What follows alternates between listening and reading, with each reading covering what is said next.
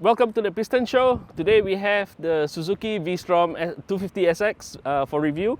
I've been riding this bike for a few days, about 4 days already, about 500 km, and I love this bike. Why? First of all, the suspension, the power delivery, and of course its price. But before we go any further, here's a quick word from our sponsor. Whether you ride for fun or for work, untoward incidents are bound to happen. That is why it is very important to have an insurance partner that takes care of you and your beloved motorcycle.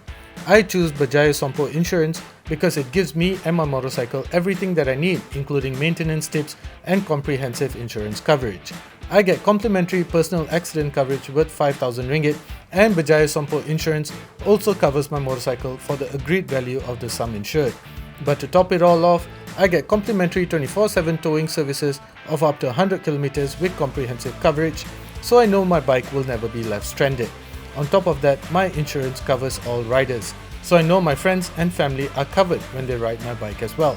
With Berjaya Sompo Motorcycle Insurance and it's the Good Riders Initiative, which is a testament to the company's continuous commitment to promoting rider safety, I know I'm always taken care of. Okay, we're gonna break it down to the 5 points why we like this bike. Now, first of all, it's the price. You can't get any better than this. The competitors are like the Kawasaki V-Strom Kawasaki Versys 250, the KTM 250 Adventure, Honda CRF 250. None of them can compare to this price. How much is this? Only 17,800 ringgit. That's retail selling price, of course, but this is below 20,000, way below 20,000, so it's really worth it. But even at that price, it doesn't mean that it's low spec. We'll take a closer look and see what we mean.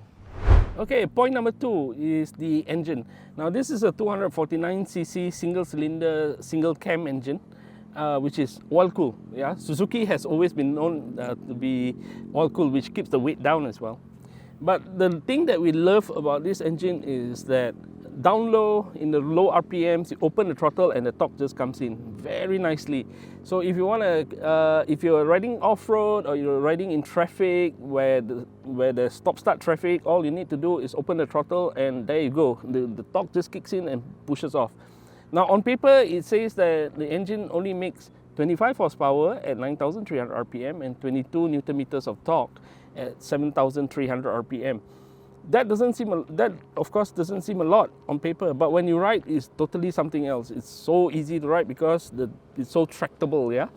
And as you can see, between maximum torque and maximum horsepower, there's 2,000 RPM of difference there, which means the engine can rev freely.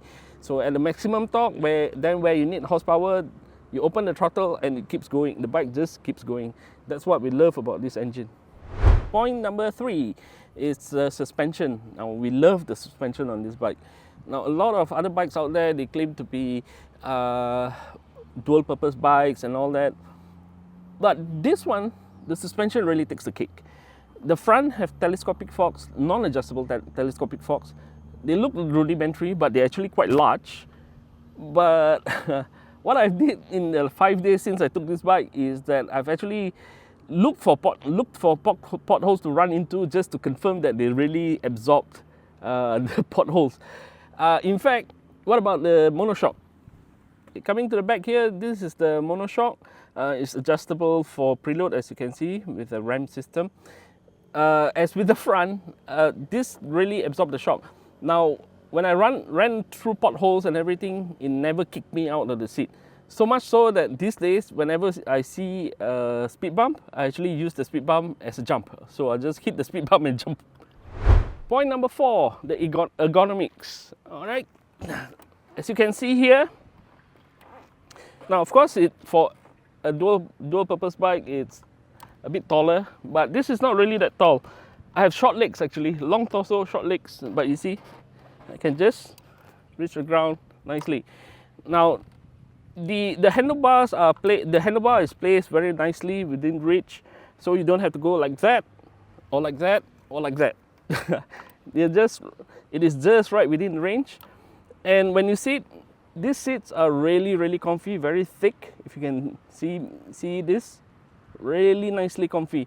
Riding for the whole day, whether you're going at 90 kilometers per hour, 80 kilometers per hour through traffic on the highway and everything, no seat rash, no sore bump, nothing.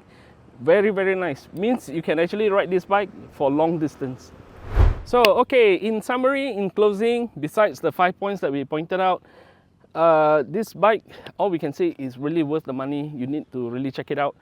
No wonder that the bike actually went viral online even before it was launched in Malaysia.